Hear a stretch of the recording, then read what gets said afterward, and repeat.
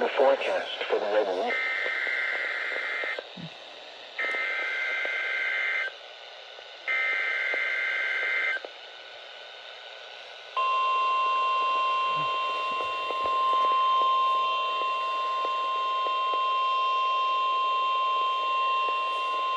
The National Weather Service in Chanhassen, Minnesota has just activated the warning alarm on 13 more weather radio stations across central and southern Minnesota and west central Wisconsin.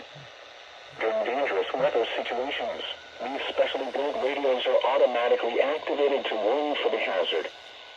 Tests of these radios are normally conducted by the National Weather Service in Chanhassen every Wednesday at 1 p.m.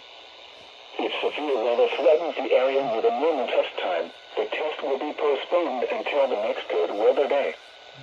The warning alarm will be activated for selected watches, warnings, and statements affecting central and southern Minnesota and west central Wisconsin.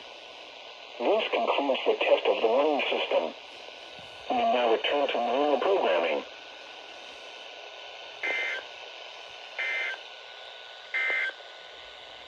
This is no